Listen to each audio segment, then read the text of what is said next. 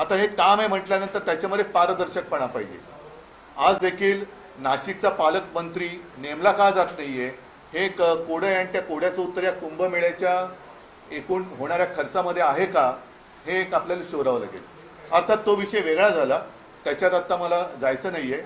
मात्र या कुंभमेळ्याच्या निमित्ताने साधुग्राम म्हणून जे काही होणार आहे, जे गेल्या वेळेला झालं असेल ते नेमकं कुठे झालं होतं याची सुद्धा माहिती आपण सहज मिळवू शकतो।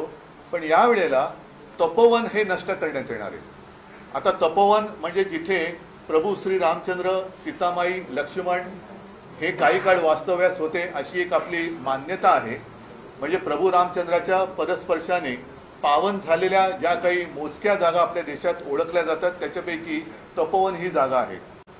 खरं म्हटलं तर इकडे आत्तापर्यंत काहीतरी एक श्रद्धेचं ठिकाण निर्माण करण्यात यायला पाहिजे होतं, कारण तिथे जवळपास 60 प्रकारची वेगवेगळ्या प्रजातीची झाडं आहेत, त्यातली अनेक ही औषधी वनस्पती आहेत। ही झाडं सगळीच काही शेकडो किंवा हजारो वर्षांची नाही आहेत, तर झाडं सुद्धा रिजनरेट होत असतात। म्हणजे जुनी झाडं जाऊन त्यांच्यापासून नवीन झाडांची उत्पत्ती होत असते।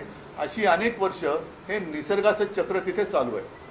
थोडक्यामध्ये या तपोवनाने आपल्यापेक्षा जास्त कुंभमेळे अनुभवलेले असतील, पाहिलेले असतील।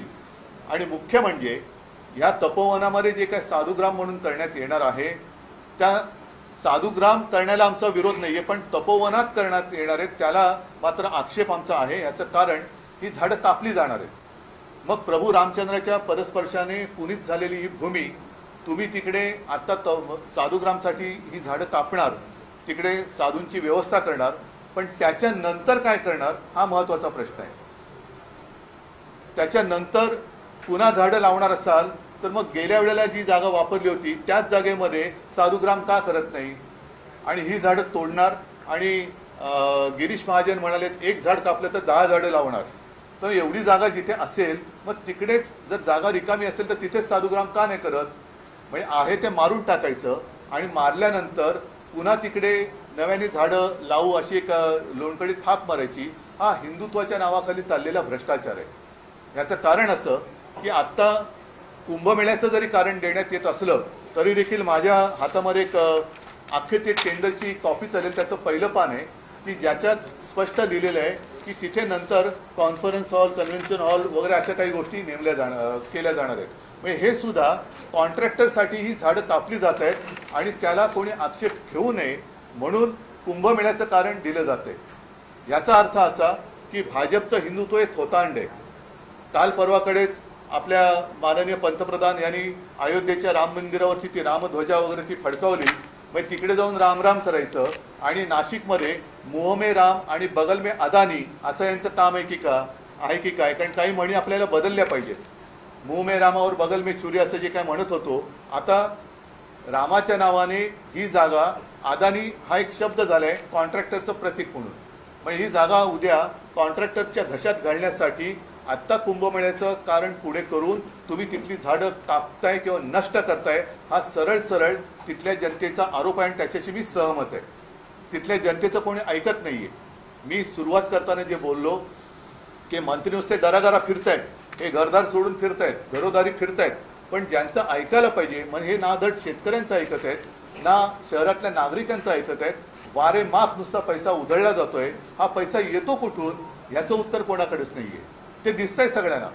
अगदी काल परवाकडेच त्यांच्या मित्रपक्षांमध्येच आता ही साठमारी सुरू झालेली आहे। एकमेकावरती धाडी टाकून उघड पैसे दाखवले जात आहेत तरी सुद्धा सगळे चिडीचूप आहेत। तर हे भाजपचं थोतांड आहे आणि म्हणून मुंह में राम आणि बगल में अदानी असं यांचं भाजपचं हे हिंदुत्व आहे।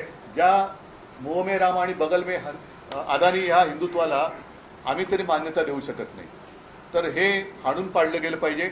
नाशिकच्या जनतेसोबत मी तर म्हणेन केवळ हा आता मी मुंबईत का विषय घेतोय, नाशिकमध्ये होतंय, माझं काय जातंय? नाही, मुंबईने भोगलंय, नाशिकची वेळ आता दुसरी आहे, असं सगळीकडे होत जाणार आहे।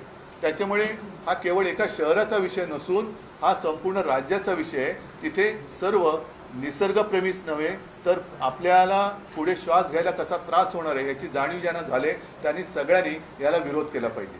परत एकदा सांगतो, आमचा विरोध हा कुंभमेळ्याला नाही, साधुग्रामला नाही, मात्र त्यासाठी जी हजारो झाडांची कत्तल, हा शब्द मी वापरतोय, कत्तल करून सरकार आपल्या पदरी पुण्य पाडून घेण्याचा एक केविलवाणा प्रयत्न करण्याचा देखावा निर्माण करते, त्याला आमचा विरोध आहे. देश विदेशातील प्रत्येक घडामोडींचे लाईव्ह अपडेट मिळवण्यासाठी आता साम टीव्हीच्या सर्व सोशल मीडिया प्लॅटफॉर्मला लाईक, फॉलो आणि सबस्क्राईब करा. तसंच सर्व नोटिफिकेशनसाठी बेल आयकॉन प्रेस करायला विसरू नका.